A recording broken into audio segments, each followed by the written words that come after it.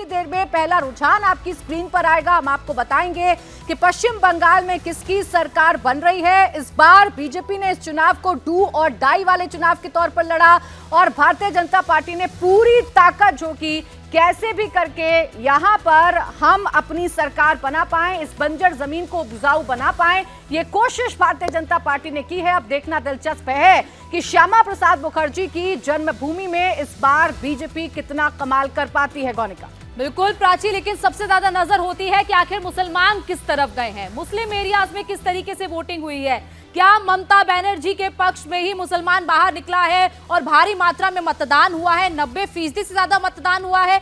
तो ये 113 सीटें हैं जहां पर जो मुस्लिम डोमिनेंस वाली सीटें हैं, इन सीटों पर क्या होगा, इन सीटों पर क्या बीजेपी आगे चलेगी, क्या टीएमसी आगे चलेगी, क्या अदर्स ठीक है हिस्से में कितनी सीटें आएंगी। और मथुआ समाज जो सबसे अहम है और कोलकाता के पास की वो सीटें हैं जहां पर मथुआ समाज का सबसे ज्यादा वर्चस्व है, जहां पर मथुआ समाज एक ऐसा समाज है जो कि ये तय करता है कि आखिर कौन जीत के करीब जाएगा, कौन सी पार्टी जीत के करीब जाएगी। हालांकि अभी तक देखें तो झुकाव मथुआ समाज का बीजेपी की तरफ रहा है, क्योंकि नॉर्थ बंगाल में जिस तरीके से बीजेपी ने 2019-2021 के चुनाव में अपना वर्चस्व कायम रखा, लेकिन साउथ बंगाल में क्या होगा वो भी देखना दिलचस्प होगा। दलित किस तरफ जाएंगे, 68 सीटें ऐसी हैं जहां पर दलित डोमिनेंस में है। क्या इन सीटों पर दलित बीजेपी के पक्ष में जाने वाले हैं, ममता बनर्जी को फायदा मिलने वाला है, ये भी देखना होगा। क्योंकि सबसे अहम हिंसा रहती है इस चुनाव में, जो इस बार कम देखने को मिली। हमेशा से बंगाल में ये देखा गया है कि हिंसा सबसे ज्यादा होती है। अलग अलग पोलिंग बूथ पर ऐसी सिचुएशन बन जाती है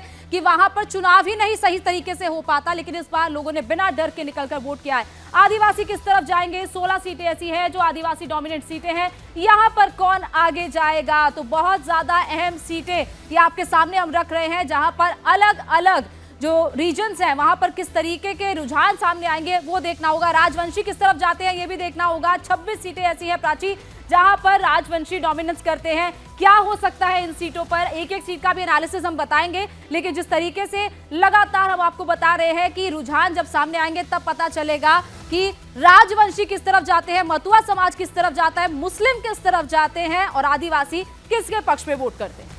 अब देखिए पश्चिम बंगाल में क्या होने जा रहा है, थोड़ी देर में आपकी स्क्रीन पर पहला रुझान आएगा। इंडिया टीवी पर आज दिन भर आप सबसे तेज, सबसे सटीक नतीजे देखने जा रहे हैं। और बंगाल की जब तस्वीर आपके सामने खुलेगी तो कैसी वो तस्वीर होगी ये भी आपको बताते हैं। क्या इंतजाम इंडिया टीवी ने अपने स्टूडियो में किए हैं ये हम आपको बताते हैं। तो पश्चिम बंगाल के जिले वाइज तस्वीरें हम आपके सामने खोलेंगे और आपको बताएंगे कि कहां पर कौन सा रंग सबसे ज्यादा नजर आ रहा है।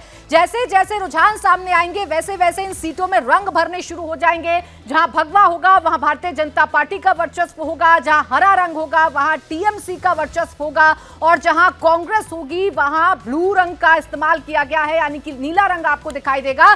तो इस बार क्या होने जा रहा है, रायगंज में क्या होने जा रहा है, बालूरघाट में क्या होने जा रहा है, दार्जिलिंग में क्या होने जा रहा है, अलीपुरद्वार में क्या होने जा रहा है, कूच बिहार में क्या होने जा रहा है और जलपाईगुड़ी में क्या होने जा रहा है। ये वो तमाम जिले हैं जहां पहले फेज में मतदान हुआ और भारतीय जनता पार्टी को पूरा यकीन है कि 110 से ज्यादा सीटें पहले फेज के मतदान के बाद भारतीय जनता पार्टी जीत रही है। इसके अलावा मालदा उत्तर की बात करें, जहां पिछली बार 2021 में भी बीजेपी ने अच्छा किया था, मालदा दक्षिण यानी मालदा जिले में जहां बीजेपी ने अच्छा किया था, वहां इस बार बीजेपी क्या कर पाती है, जहांगीरपुर में क्या कर पाती है, मुर्शिदाबाद जो मुस्लिम डोमिनेंस वाला एरिया है 22 विधानसभा की सीटें आती हैं। पिछली बार टीएमसी ने 20 सीटें जीती थी।